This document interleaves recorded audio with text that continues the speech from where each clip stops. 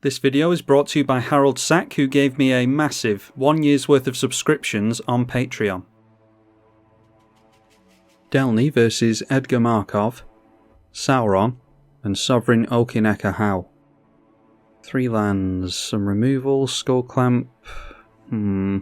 It's slow, but I like that Skull Clamp. And if the other opponents go fast, like Edgar Markov, the other players are going to focus on him, you would think, so that might buy us some time. We will try this.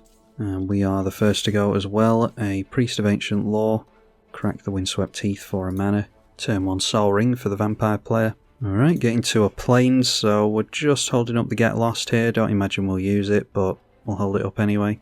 Search for Tomorrow was exiled with a Suspend counter, or a couple of Suspend counters on it during the previous turn. Golem, Patient Plotter for the Sauron player, so maybe a Lord of the Rings style deck over here. If it is, it would be criminal not to play the Lord of the Rings basics though.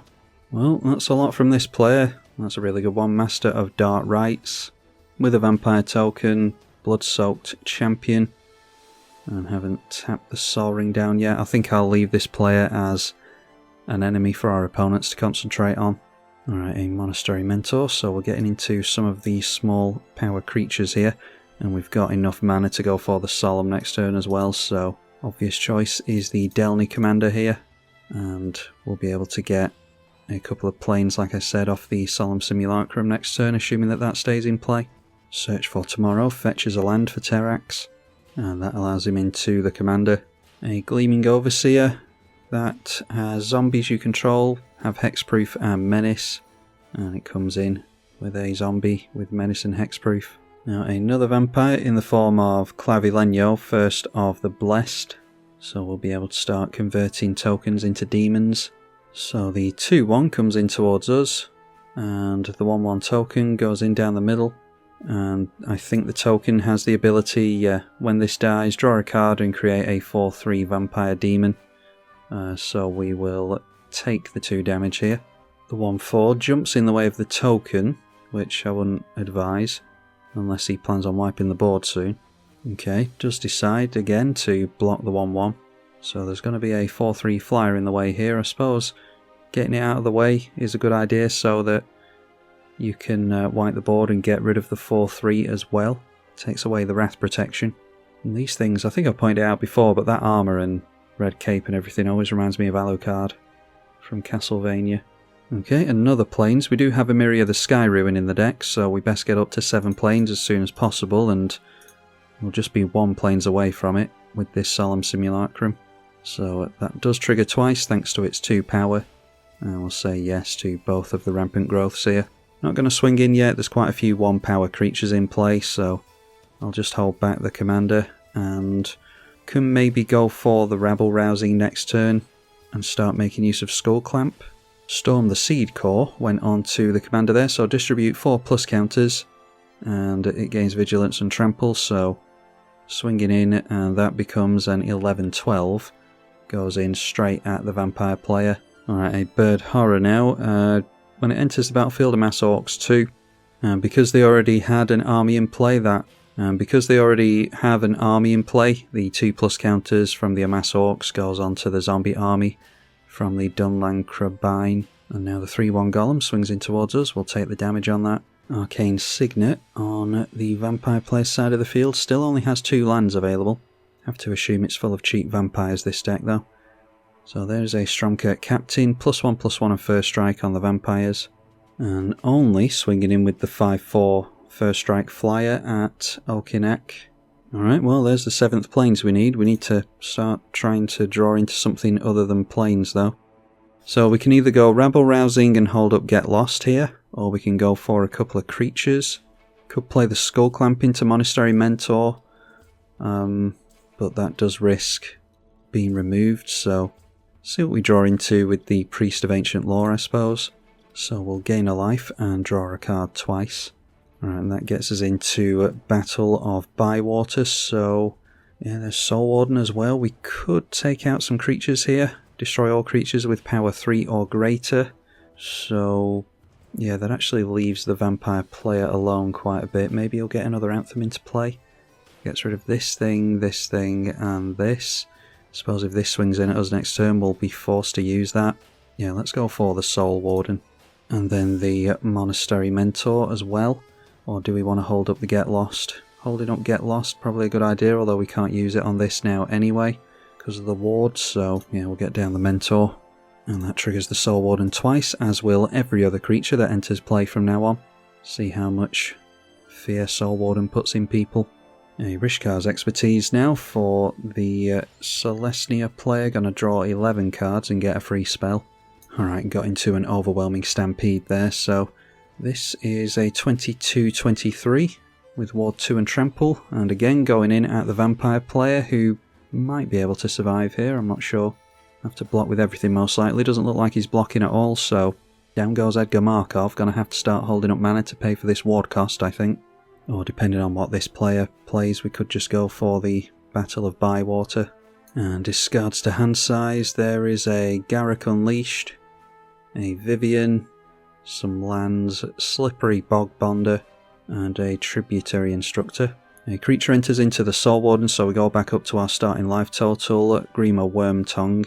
Still missing the red mana over here, unfortunately, so hopefully that's not hindering him too much. Alright, so some damage swinging in towards the Okinec Ahau here, holding back the Summoning Sick creature, of course. Okay, and you'll never guess what we draw into. So we've got Devotion of 4 to white at the moment, meaning it's worth going for the Nykthos at this point, because we'll gain a mana playing that, so get that down. And then probably best trying to see if we can land Battle of Bywater before anything else, because we might have to hold up mana for a Get Lost otherwise. Yeah, it'd be good to get down the Rabble Rousing to make a bit more mana for the Nykthos, but I might not even play the enchantment if we don't land the Battle of Bywater, so let's go for this.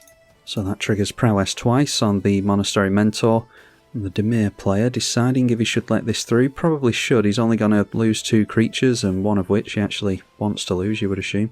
So a Monk token enters, triggers our Soul Warden twice. We'll be gaining a nice chunk of life. Oh, we're actually not gaining life. Is there something stopping us from gaining life here? Ah, your opponents can't gain life with this, alright, only read the second ability. Oh, and that's actually a non-bow as well, isn't it? We lose the Monastery Mentor here to the Battle of Bywater. Yeah, I was actually deciding whether or not I wanted to include this. It's one of my favourite creature cards, but a little bit of a non-bow with the Battle of Bywater. Still worth it for the tokens, I imagine, though. It's not often that we'll play this straight into a board wipe. Alright, so that lands. The Golem will be tempted by the ring because it has left the battlefield here. We do lose a little bit of devotion, which I didn't account for, but we can still afford the Rabble Rousing here, so yeah, as tempted as I am to go and abuse Skull Clamp, we won't be able to because the Monk tokens will be buffed with Prowess. Again, a little bit of a non-bow. So yeah, if the board is wiped, then it's not necessarily going to be a good thing for us, but hopefully we'll still have the Rabble Rousing in play to make tokens with. So I will risk getting the Rabble Rousing down here. And Prowess triggers on the Monks, like I said. Each of them triggers twice. Argument to be made for us getting in the Skull Clamp now anyway, so that we can abuse it next turn. But we get a free spell off the Rabble Rousing here, most likely, off the Hideaway 5. So see what card we can grab off this. Huh, that is a Moonshaker Cavalry, will be a little bit late, unfortunately. Yeah, there's Ghostway, Mirror Entity, Spirited Companion draws us a couple of cards. We'll ramp and draw with the Ghostway. So as tempting as Mirror Entity is, we won't have the mana to dump into it, so I think we just go for the Ghostway. And that way we'll gain a bunch of life off the Soul Warden as well, so not the best choices, but Rabble Rousing's not in here for a free spell anyway. Let's go all in at the Sovereign Okinec Ahau player, and we'll get some blockers in the way with the Rabble Rousing. 4 creatures attacking, so 4 creatures will enter, and that means that we get 8 Soul Warden triggers.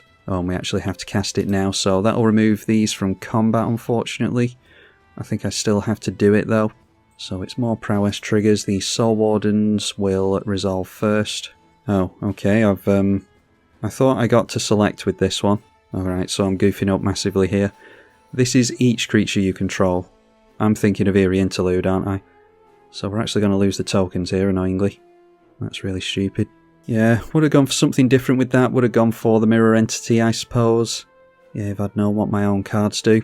Oh well, keeps it interesting I suppose. So losing out on 7 points of damage here and losing out on the tokens as well. But we'll get some semblance of card advantage at least. Not even going to gain the life from Soul Warden, are we? Keep forgetting about the Worm Tongue here. Alright, so return it to the command zone. No, we will not. We will keep Delney in exile. And yeah, mess that turn up. But this is the best game I got if you're seeing it. Alright, so those enter. We'll still get the card draw and the ramp at least. But no life gain from Soul Warden. I think we'd be north of 60 at this point if we were gaining the life. Alright, draw into more removal and a means of drawing a couple of cards next turn, so even if we are not able to abuse Skull Clamp like we were planning on doing, at least we'll be able to draw with Wall of Omens, but be able to make some citizen tokens hopefully and go off with this thing.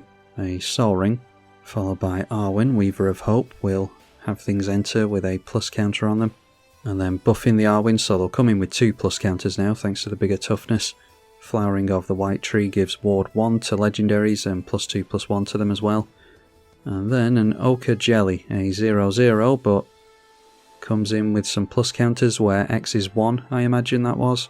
So that is a 4/4 trample at the moment.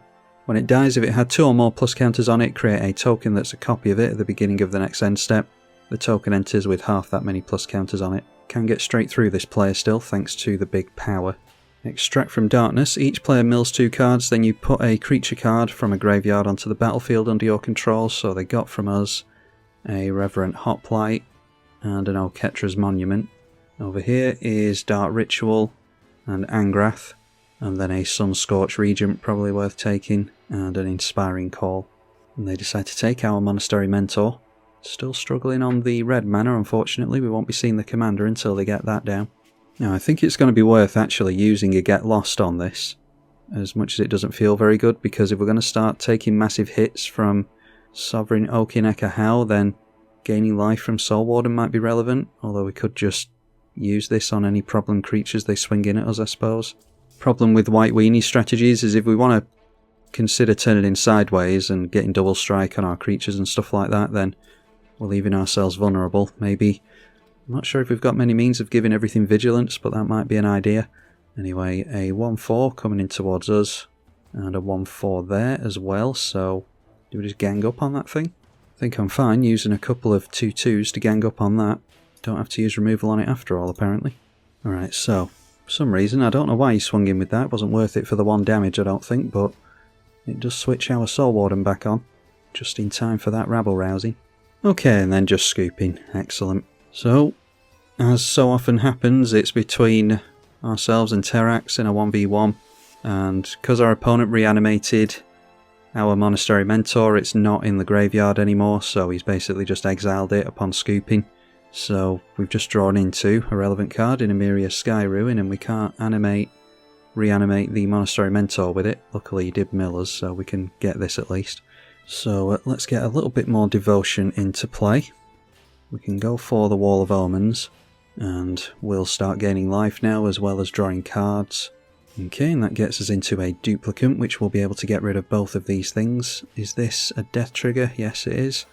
And then we've got Felidar Guardian to abuse that as well, so let's go for Nykthos, making devotion mana, so then we can play ourselves a duplicate. And it matters what order we put things on the stack here, because the duplicate does copy the power and toughness of a creature, so it can be Arwen first so that it resolves last. Or actually, I don't suppose it does matter, does it, if it's going to turn into a 0/0? Oh well, whatever. We'll see what happens. Arwen does have Ward 1 thanks to the Flowering White Tree, so we'll pay for that. And it is a May ability. We'll say yes and see what happens here. Yeah, the duplicate goes down there, so we'll be able to get it back with the Emeria the Skyruin anyway. Still get to say yes to the exile of the Arwen. So get Emeria the Skyruin into play. And I think we will get Skull Clamp down, draw some more cards here, so let's swing in first. Giving our opponent plenty of time here while we don't have double strike. We've got True Conviction in the deck and Moonshaker Cavalry, cards like that. Soul Warden going to gain us a bunch of life. We've got that Mythic Angel for 5 mana that can win you the game if you've got, I think it's 15 or more life than your starting life total. We do have to play an attack with it though. Destiny, something Destiny, I'll put it up on the screen. taking our opponent down to 20. And then the Skull Clamp going to come into play, and we'll go after a citizen token with that. So managed to not screw this turn up quite as much as I did on the previous one. But if our opponents were going to scoop anyway, then don't suppose making good turns really matters. There's a Werefox Bodyguard, which does have flash. Go after another citizen and make use of the Skull Clamp while we've got it available to us. So what was that, 3 mana to draw 4 cards. We managed to clear a bunch of lands off the top. We've seen a lot of lands this game. Kodama of the West Tree into play. And that is another legendary creature with Ward 1. Followed by Return of the Wild Speaker, so drawing a bunch of cards, going up to 8 in hand. And curiously, shocking in a Temple Garden, so maybe has access to Swords to Plowshares. Followed by a Mana Crypt. So some Lightning Bolts could help us along the way here. Alright, and a Mana Gorger Hydra. As soon as we cast a spell, this will be out of reach of blocks. But we'll probably reanimate the Duplicant next turn anyway, so that we can get rid of both of these. So Emeria the Sky Ruin goes after Duplicant. Turns out that was a happy accident, as Bob Ross would say, going after a 0/0. So Duplicant pointed, it doesn't matter which one it's pointed at, I don't think. We want to resolve this one last if it's bigger. Pay the ward cost on Kodama. And we are continuing to exile our opponent's stuff with the Duplicant, which has been 6 mana to exile 3 creatures so far. Or 6 mana to exile 4 creatures, I should say. There is a Lauren, so we can blow up both of his rocks to really hurt his mana. Even though the Mana Crypt could help us along the way. Play a Plains. And let's swing in before we do anything. Attacking in with all of these, they couldn't have been blocked anyway. We get a bunch of tokens from the Rebel Rousing, which means a bunch of life from Soul Warden. So knock him down to 9. Knock him down to 9. Now he may well get a board wipe off on us, at which point Mana Crypt will become even more relevant, so I think I am going to risk leaving it in play. Let's go for the Lauren, and I'll blow up the Anthem effect and the Sol Ring. Don't imagine the ward will be relevant because we've amazingly got plenty of mana in this mono white deck. Flickering the Solemn Simulacrum for double triggers over and over again is pretty good apparently. And speaking of which, let's go for... we could keep hold of the Felidar Guardian, but we've got removal on the Werefox Guardian anyway, so let's make even more mana from the Solemn Simulacrum, I think. We're going to draw some cards with the Skull Clamp anyway. So flicker the Solemn, and I suppose we can untap the Priest of Ancient Lore, gain a bit more life. So we'll gain life twice from the Priest and twice from the Soul Warden as well. And we're already north of 70, having only just unlocked Soul Warden, so probably would have been north of 100 if it wasn't for the Wormtongue previously. There's a Skyclave Apparition, even more removal for us. And still got plenty of planes left in the deck. So I think we're pretty much fine to leave it there. Let's go for a Skull Clamp onto a Citizen token. Maybe try and get a means into protecting our board, although we've lost Ghostway, we've got Eerie Interlude. Alright, there's True Conviction, I'm happy drawing into that, although it's a bit late maybe. Let's go Skull Clamp onto our commander, and we'll pass at that. Yeah, he decided to do the right thing and play it out and see what he draws into. He did lose the Mana Crypt flip, which knocked him down to 6 there. Had a couple of Dorks, Garruk Wild Speaker, Shield of the Oversoul, probably the most relevant card in his hand, Serpent, and Grey Host Reinforcement, so nothing that was ever going to really do anything for him there, just needed to keep his commander in play and couldn't manage to do it. Yeah, so I goofed up halfway through the game there with the Ghostway, but apart from that, I think it proved to be a very commanding deck there. If you're in a meta that's going to show you a lot of board wipes, then you are going to struggle in this deck. We took a few turns to set up, but once we can get Delney in play and flicker Solemn Simulacrum, Duplicant a few times, cards like that, then we can really start to control the board and actually out-ramp green decks apparently. So yeah, if you enjoyed that, then be sure to leave it a thumbs up and let me know in the comments section if you'd like to see it again. Big thank you to Terax and the other patrons of the channel as well. I'm Tribalkai.